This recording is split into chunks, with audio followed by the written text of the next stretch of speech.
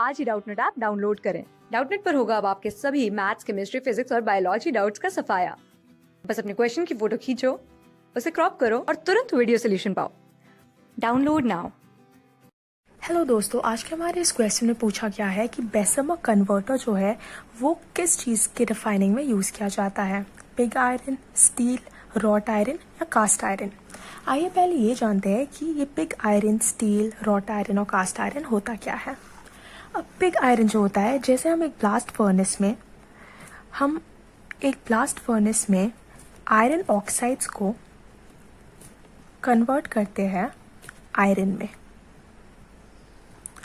तो blast furnace से जो ये आयरन मिलता है वो कम्प्लीटली प्योर नहीं होता है।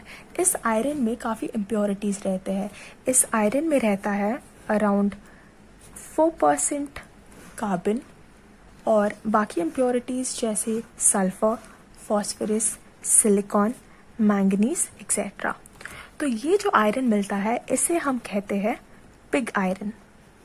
तो इसमें रहते हैं काफ़ी इम्प्योरिटीज़ जैसे 4% carbon, sulphur, phosphorus, silicon and manganese, ये होगा Mn। तो ये पिग आयरन को जब हम फर्दर मेल्ट करते हैं और फर्दर प्यूरिफाई करते हैं, पिग आयरन को हम कोक के साथ रिएक्ट करते हैं, तो इससे हमें मिलता है कास्ट आयरन। और इस कास्ट आयरन में होता है लेसा कार्बन कंटेंट। कार्बन कंटेंट जो है स्लाइटली लोअर होता है। ठीक है दोस्तों, अब पिग आयरन से हमें मिलता है कास्ट आयरन। कास्ट आयरन से हमें मिलता है रॉट आयरन। और ये रॉट आयरन जो है वो स्लाइटली मैलेबल आयरन है और सबसे प्योरेस्ट फॉर्म ऑफ आयरन है। और कमर्शियली भी जो यूज़ होता है ये रॉट आयरन ही यूज़ होता है।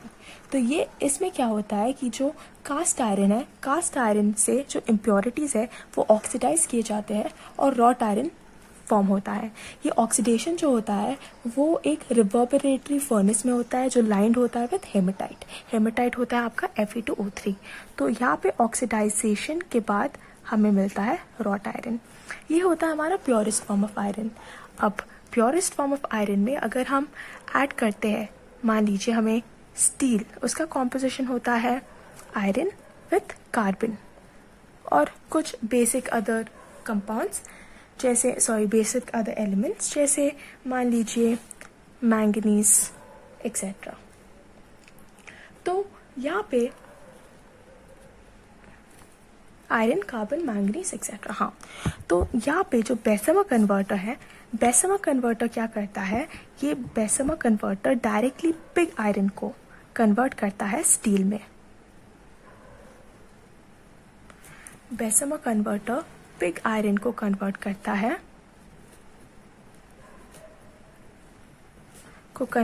है स्टील में। तो ये एक काफ़ी डायरेक्ट कन्वर्शन होता है। और फिर इसमें क्या होता है, पिग आयरन जो है उसमें से सारे जो इम्प्योरिटीज़ हैं वो ऑक्सीडाइज होके बन जाता है रॉट आयरन। और फिर रॉट आयरन में हम ऐड कर सकते हैं कुछ कंपाउंड्स जैसे आयरन के साथ कार्बन, मैंगनीज एक्सेट्रा। जब ये ऐड हो जाते हैं तो यहाँ से हमें मिल जाता है स्टील। तो बेसमर कन्वर्टर जो है वो एक ऐसा कन्वर्टर है जिसमें ये जो पिग आयरन है वो कन्वर्ट होता है स्टील में। बेसिकली वो पिग आयरन रॉट आयरन में डायरेक्टली ऑक्सीडाइज हो जाता है, बहुत प्योर फॉर्म हो जाता है और उसमें बाकी एलिमेंट्स ऐड करने के बाद वो बन जाता है स्टील। अब आइए थोड़ा बेहतर अंडरस्टैंडिंग के लिए हम समझते हैं कि इसके रिएक्शंस कुछ किस प्रकार होते हैं। तो पिग आयरन में जैसे कि मैंने कहा, इसमें होते हैं कुछ इम्प्योरिटीज़ जैसे sulphur, phosphorus, silicon, manganese etcetera. तो क्या होता है, बेसमर कन्वर्टर में ये सारे ऑक्सीडाइज हो जाते हैं। तो यहाँ पे सिलिकॉन जो है वो ऑक्सीडाइज होके फॉर्म करता है SiO2 और जो मैंगनीज है वो मैंगनीज ऑक्सीडाइज होके फॉर्म करता है 2MnO और जो फॉस्फोरस है वो ऑक्सीडाइज होके फॉर्म करता है 2P2O5। अब क्या होता है, ये जो MnO है और SiO2 है, ये दोनों रिएक्ट करके फॉर्म करते हैं स्लैग, या फिर ये स्लैग जो फॉर्म होता है वो है MnSiO3, या फिर जो P2O5 है वो रिएक्ट कर सकता है कैल्शियम ऑक्साइड के साथ और ये भी फॉर्म कर सकता है एक तरह का स्लैग। तो ये जो स्लैग फॉर्म करता है वो है Ca3PO4 टेकन ट्वाइस।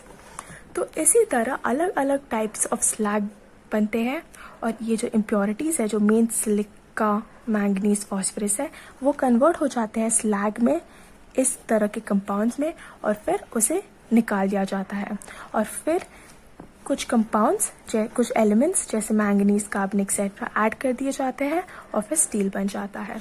तो ये है स्टील बनाने का तरीका। तो Bessemer converter is used in the refining of steel. Thank you. Class 6 से 12 से लेके नीट, IIT, JEE मेंस और एडवांस के लेवल तक 10 मिलियन से ज्यादा स्टूडेंट्स का भरोसा। आज ही डाउनलोड करें डाउटनेट ऐप या व्हाट्सएप कीजिए अपने डाउट्स 8400 400 400 पर।